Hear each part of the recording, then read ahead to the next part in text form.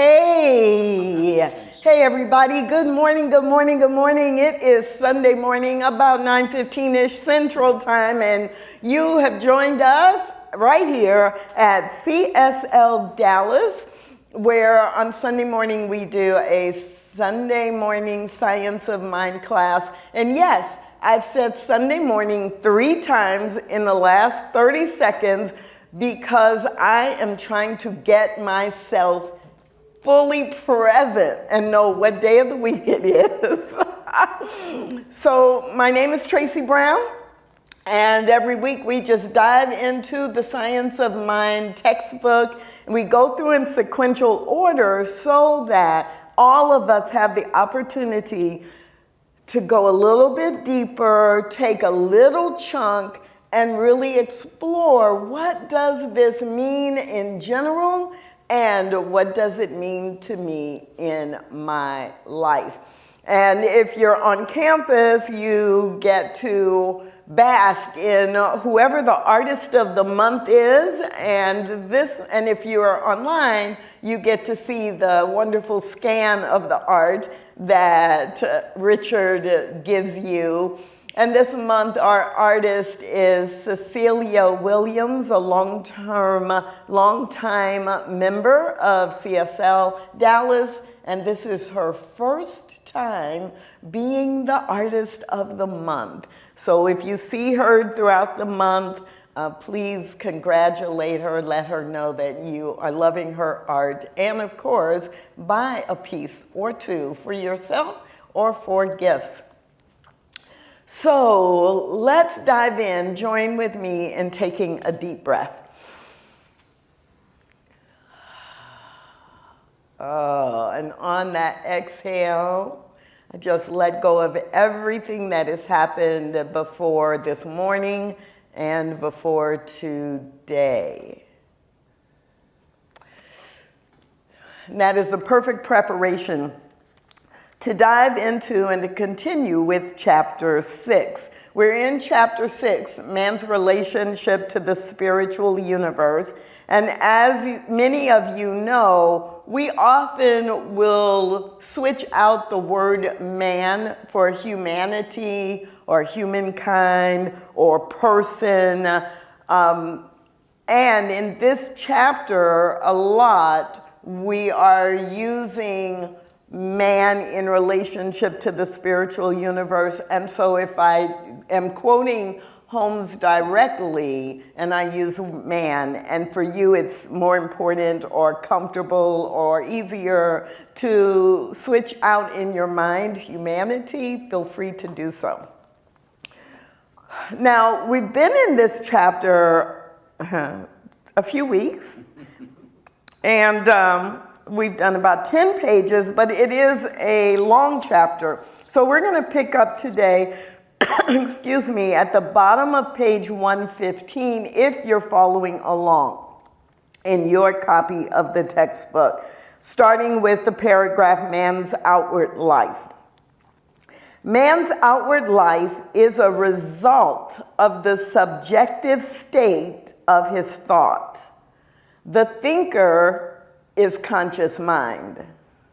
But when he thinks, he lets fall the forms of his thought into subjective mind, which is the universal medium of all thought and action. And as a result of this, the creative medium at once sets to work to produce the thing outlined. Now, I am saying to myself, we could just stop with that one sentence and talk for the next 2 hours. However, I know if you've been with us since the beginning of the book, or if you have been in Science of Mind for a while, this is probably like we're on page 115, this is probably like the 35th time Ernest Holmes has made this point, because it is so foundational to us understanding how spirit and human work together. So I'm going to read it again, and then I'm going to keep going. A person's outward life is a result of the subjective state of their thought. The thinker is conscious mind. But when they think, they let fall the forms of thought into subjective mind, which is the universal medium of all thought and action. And as a result, creative medium at once sets to work to produce the thing outlined. This is why we say it's so important to know your what, because creative medium is actually going to create it. And this is also why we say that it is important for you to be consciously choosing, because if you are using your conscious mind, then that is what you are then dumping into creative medium to be created.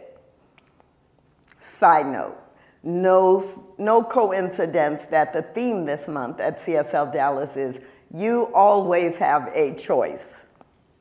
Okay, continuing. Plotinus, perhaps the greatest of the Neoplatonic philosophers, in personifying nature said, I do not argue, I contemplate. And as I contemplate, I let fall the forms of my thought. This is the manner in which nature creates. It contemplates. As a result of its contemplation, it lets fall the seed of its thought into the universal subjective, which, being law, produces the object thought about. We must expect to find, and it is exactly what we do find, the same principle reproduced in humanity. This means that whatever a person thinks, whether it's what we call good or bad, falls into this universal creative medium. It's accepted by this universal creative medium. It is acted upon by this universal creative medium, and unless neutralized, tends to take objective form. Okay. I want to say nothing new here. Oh, yeah. And then it's like, well, I don't know. It's a new, like just a little shift on things that you may have heard before or thought before that makes you look at it another way. I mean, for me, that's what is happening. I'm like, oh, okay, now I get it a little bit differently. So let's stop there, because then we're moving into body again, which we have covered before. So Plotinus, perhaps the greatest of the Neoplatonic philosophers, said, I do not argue, I contemplate. And as I contemplate, I let fall the forms of my thought. This is the manner in which nature creates. It contemplates. As a result of its contemplation, it lets fall the seed of its thought into the universal subjective, which being law produces the object thought about. We must expect to find the same principle reproduced in humanity. So this whole little section from the bottom of 115 through the first paragraph on 116 is more detail on the foundational context of thoughts or things. Conscious mind is always, it is operating or is directing, but I will add unconscious mind or thought is also feeding into what it presents in this part of the chapter, that whatever you are thinking falls into subjective mind. but is fed into subjective mind, which is the creative medium, and then it is produced. This is happening at the universal level, and then because we are made from the divine, it is happening in the human experience as well, because we have been made in the spiritual image and likeness of the Creator. So that's Tracy's summary. I can hardly wait to hear your summary, your examples, your questions. So Ryan, would you give some instructions, please? Absolutely, and good morning to you, Dr. Tracy Brown. So great to have you here. And welcome to everybody here on campus, and for all the folks who are joining us via online all across the globe. We appreciate you being in community with us as well. And as Dr. Tracy was mentioning, this is an engaging conversation, so we'd love to hear what you have to say. And for the folks here in the room, the ones that I'm waving to, you guys will be on camera if you choose. Thank you for waving back. The folks over here to the left, you will not be on camera. Just please raise your hand, and I'm looking around for volunteers today to help pass the microphone around. So just please pass the microphone if you see somebody hand raised, and we'll bring it over to you. For those who are joining us via Zoom, go ahead and hit the raise your hand icon located down below under the reactions or the more, and I will bring you into the room. And for the folks who are online via Facebook, check in with us, say hello, and also put your questions and comments in there as well. And I saw that we had a person over here in the room. But before I go to you, I was going to read this wonderful quote we got in the chat. It says, "I don't argue, I contemplate. Can you give an example of how this applies to everyday life?" Ooh, I love that. I love that. And then we'll come over here. So what the quote is from Plotinus.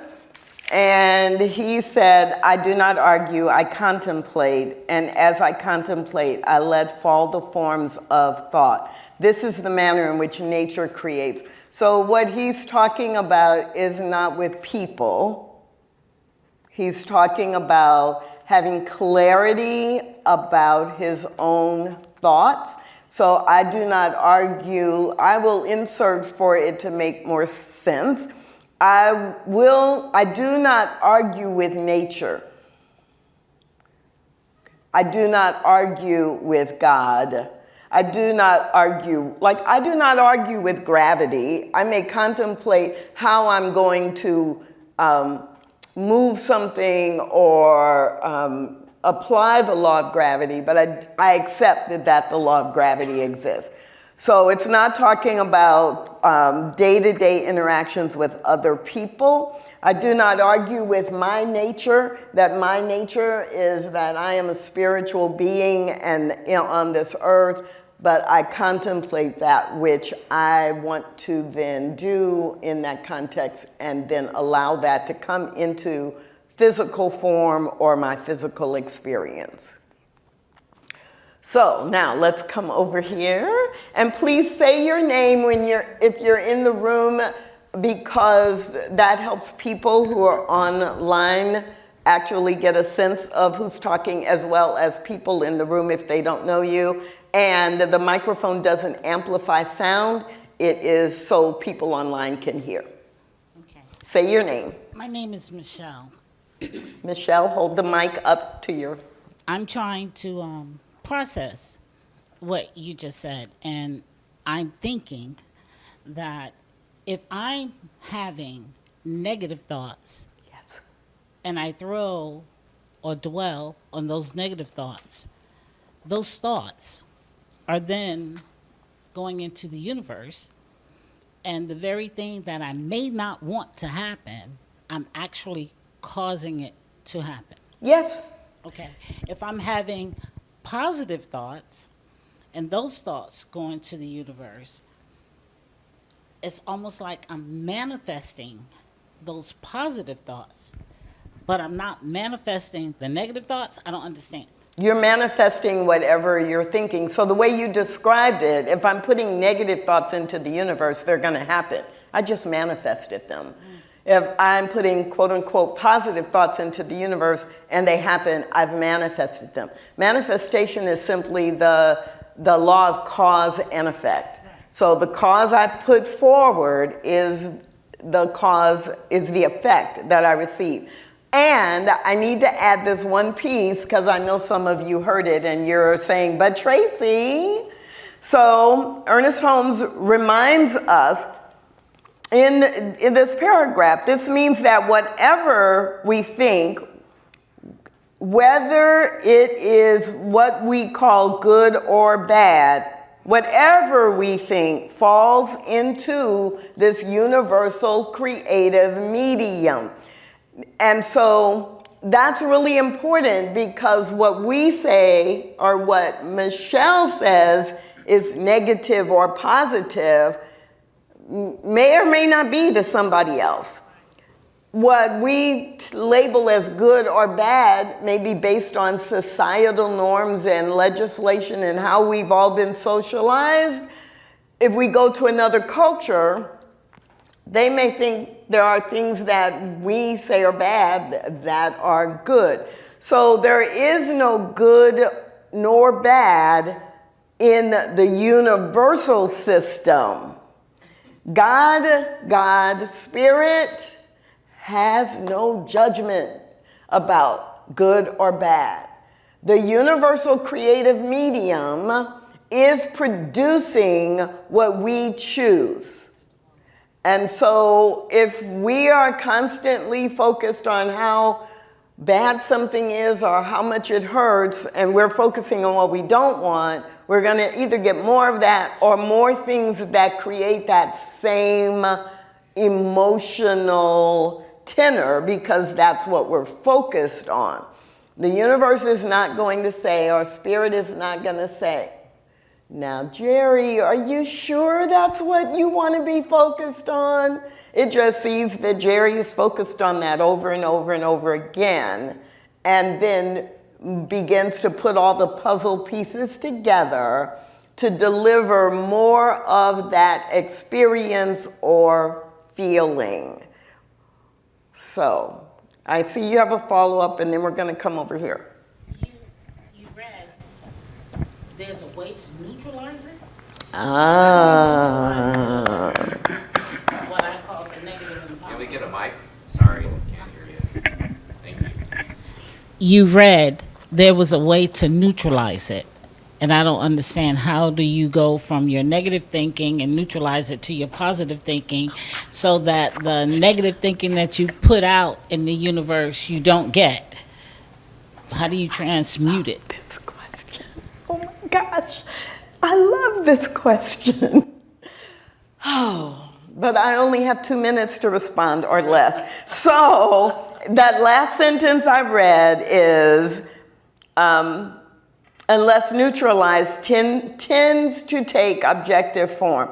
So you may notice that the Science of Mind textbook is like, 600 pages plus 200 pages of notes, appendices, and glossaries. So what we do is we take classes, we use spiritual practice, we work on making sure that we are monitoring our thoughts so that we are thinking about what we want instead of what we don't want.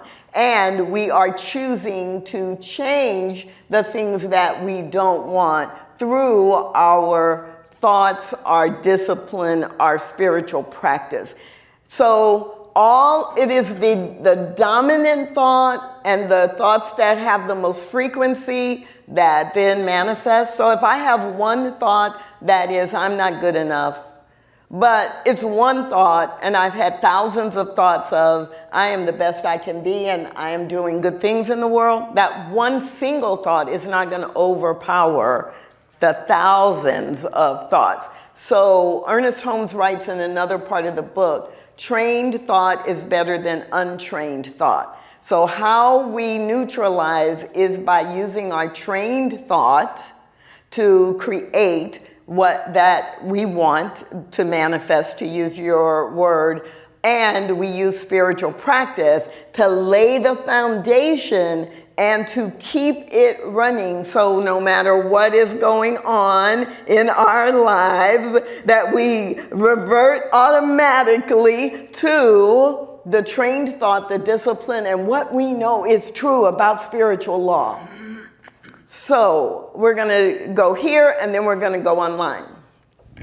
Say your name. Hey, good morning, everybody. My name is Keenan. I have a feeling that I'm going to get into semantics, but I'm going to go there anyway. So you unpack the, I don't argue, I don't contemplate, quote from Plotinus, and you equated, I contemplate to I accept nature. That was kind of how you kind of unpacked that part. So I kind of wanted to work backwards to the unpacking of, I don't argue. If I contemplate, it equates to, I accept nature, then logically I would think, I don't argue would mean that, like, I don't not accept nature, right? So if you juxtapose that with, like, I do argue, what you're saying is I don't accept nature, right? I want to make sure I'm laying the foundation because I want to make sure I understand the totality of the statement. Not necessarily true. So, as the foundation. So I don't argue with what I know to be true about spiritual law or nature, with what I know to be true. So the use of the word argue in philosophy might be more, it's not argue like argument, right? It's like, that's what I'm trying to equate. So what you are doing right now is arguing. You are arguing what you're trying to understand it. You're comparing and contrasting this to land on where you know what you know to be true. Argue is being used in that way. If I know what spiritual law is, if I know the truth about the nature of life, the nature of God, then I'm not going to argue with that. I'm not arguing with it. Now, it is true that in the process of learning about nature, I may argue within myself, do I really believe this? Do I really know this? What is it? It's like what we encourage people to do in understanding science of mind. Does it make sense to you? And how does it apply in your life? So in that process of internal alignment or coming into internal alignment, I'm not really arguing with the law. I'm arguing with my understanding of it and how I apply it. So this is not about that. This is, I'm not going to argue with what I know to be law. So basically, the predicate is already having that understanding. You can't argue or contemplate if you don't understand first. Like, if I understand the law, then I can argue or contemplate, but the predicate is you have to have the understanding first. That Whatever already has to be understanding done. I have. So it's not the understanding like there is, all of us are going to explain everything in the exact same way. But I am behaving based on my understanding of nature, of the law. This isn't trying to figure it out at this point. Right. Gotcha. Okay, do we have anyone online? We have somebody else in the room. We're going to stay in the room. Be sure to say your name. Good morning, Tracy. I'm Shauna. So can a way that I argue be that when I see reality that's misaligned with the reality that I'm creating, that I give it power? So Say it again. okay. So I think one of the ways I argue with myself internally, right, is I know what I am, what seed I'm planting, and I know what I want to manifest. and yet sometimes I allow reality to be more true than what Reality? Well, my reality. Okay, What lowercase r reality. Yeah, what I'm seeing as real in my life, I'm allowing that to have more power than the seed I planted. Is that a way of arguing? I feel like No, you're not arguing with nature. You're just out of alignment with what you know to be true. Okay. You're not arguing with it. And if you Because I notice... still believe in the foundational process, but my behavior, you're right, my behavior is Your behavior misaligned. is like, because you would say when you notice your behavior is... Stop it. Right. You Yeah. would, once you notice it, you're like, wait a minute, this is not the Right, truth. right. I know what the truth is this. Okay. And let me get back on track because, I didn't take my supplements the last 3 days. Right. No wonder I'm not feeling good. So but my that's not belief arguing in the with foundation is still, okay, that helps me a lot. Yeah. Yeah. So do we have anybody online? Yes, I'm going to put this kind of as a paraphrase question to you. So the example was you have two people, they have both a life-threatening illness. One uses the power of positive affirmations, and so does the other. But one survives the cancer and the other one doesn't. Is that a result of them not believing or having enough faith? I love this question too, this scenario. It's a very common scenario. It fits under the umbrella of why are some people's prayers answered and others aren't. And there could be 1,000 quote unquote reasons. So we believe in first cause and we believe in the law of cause and effect. So we do not teach that if you use positive affirmations, everything is going to be just fine. We don't teach that. We teach that that affirmations, which are affirming what you want to experience or the truth of who you are useful tools and part of your spiritual practice. But they are not a sole answer to anything you want to change. Here's why. It's one part of a complex way of life, number one. So I could be saying, okay, I'm laughing because I am so guilty of this. I could be saying the best and perfect affirmation every day when I wake up for 5 minutes and at night when I'm brushing my teeth, because I have it on the mirror in my bathroom, and I'm embarrassed to say this is a true story. So I have this affirmation, I'm saying it in the morning, I'm saying it at night, I think about it through the day, but you know, there are like 18 other hours as I go through my day. Yeah. And in this moment, I'm realizing that I am negating the affirmation because I'm driving in the car and thinking, oh, well, that's just not going to happen. Or I'm, checking email, and in the back of my mind, there's a message saying, that's a message coming through of, yeah, but this is really hard, right? And so positive affirmations or affirmations, which by their nature are quote unquote what we've labeled as positive things we want to have happen.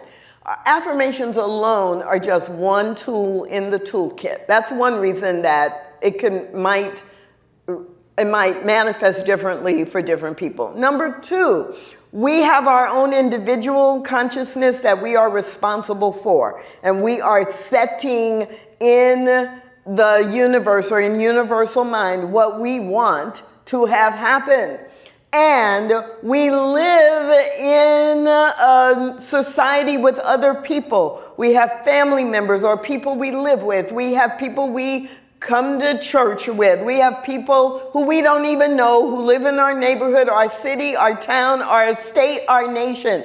And there is a collective consciousness. So for this example, we have a collective consciousness in the United States that 34% or some number like that of women between the ages of X and Y are going to experience breast cancer.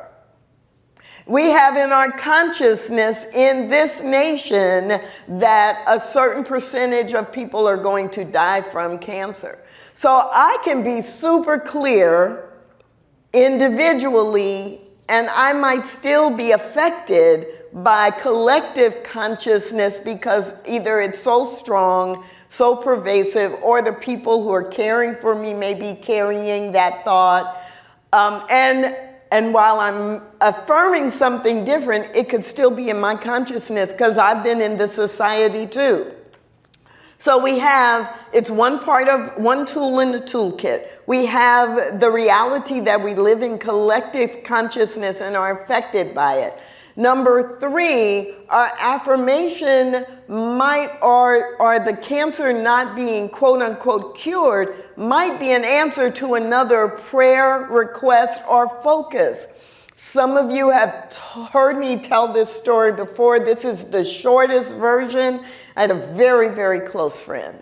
And for years, he would say, I would do anything, I would give anything for my family to come back together and my parents to be like in a loving relationship with each other and all the brothers together.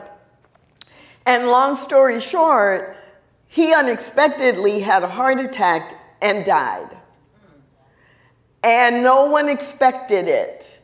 But and I went to the funeral, and later that day, it was like he said to me, I would do anything to bring my family back together. And what was true was that in the week between his physical death and the funeral and all of that, his family came back together. His parents were like, just like there was no separation, and all the other brothers were, right there. And that was probably 8 or 9 years ago. And I talked to his mother a few months ago, and they are like this. The father has since died, but they have stayed all together. So sometimes we don't know, like death is not a bad thing, or the cure or the not cure could be an answer to some bigger prayer than just healing the cancer. So I have lots of stories like that. I'm not going to go into another one that just came into my mind, but we don't know. So we can't judge from the outside why something happened. But we can be aware that we can do whatever we can in our consciousness to deliver what it is that we want. That subjective mind is always working with us and for us. And we have to be careful about our interpretation. Okay. Anybody else online? So far, all I see is just raises and praises for you, Dr. Tracy. So if there's nobody else in the room, we can continue a little bit further in the book. Great. Anybody else in the room? Okay, so. But that deserves it. Well, I'm tempted. It's like, okay, there's another story, but I'm going to keep reading because I'm going to set us up for next week. Page 116, second paragraph. The objective man or the objective person, the objective human is body. So take a breath right there. And if you were with us a few months ago, there was a whole chapter on body. Not our physical body, but body meaning the effect, whatever is happening in physical form or experience is an effect. And so body means not just the human body, but the body of physical creation. Does that make sense? Okay. The objective human is body. By objective or physical man, we mean the man who is formed, who has flesh and blood. The physical man is in unity with all other physical or objective elements in the universe and in unity with the invisible source from which they come. We analyze the body and find it is made of the same stuff from which a brick is made. Not different in its essence, but different in its composition and in its vibration. There is one universal substance whose business it is to take form in multiplicity.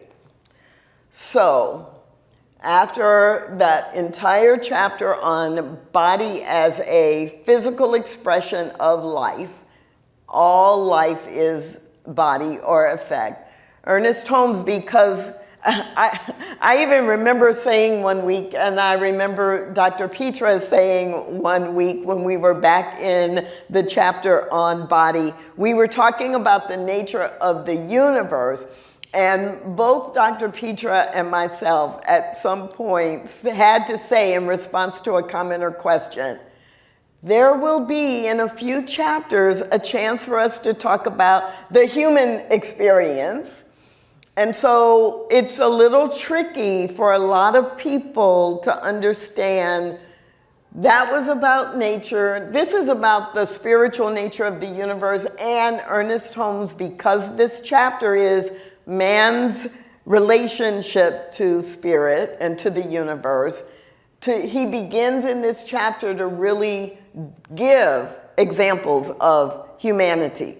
So in this chapter, he is talking about, you know, the big effect, and then he uses the human body as an example and reminds us that there is only one substance in the universe. Our substance is the same as any animate or inanimate other object that we might see that is in physical form. It's just that we're put together differently, the vibration is different, etc. And there's a lot of writing about that. And now, unlike when Ernest Holmes wrote this in the 19-teens and 20s, science has caught up. And so if you read about quantum physics, it basically says the same thing now, that we're just made of the same stuff vibrating at a different vibration speed and more dense or less dense. So that science, quantum science, did not exist in the 1920s when this book was written. Which is amazing. Yes, I love that. I love when science catches up with spiritual truth. So that paragraph, the objective man is body, and then the next paragraph, we are told that matter is not a solid, stationary thing, but a constantly flowing, formless substance, which is forever coming and going, an etheric whirl of energy, it has been called. Whatever its nature is, it is as indestructible as God, as eternal, as timeless being. Nothing can be added to or taken from it. The bodies we have now were not with us a short time ago. We discard many of them on our path through this life, for the substance of which they are composed is in a constant state of flow, a flowing substance, taking the form that capital M mind gives it. How about the matter from which other things than the body are made? It is all the same, one substance in the universe, taking different forms and shapes and becoming different things. Unity is expressed in multiplicity. There is unity and there is multiplicity, and they are not in conflict with one another.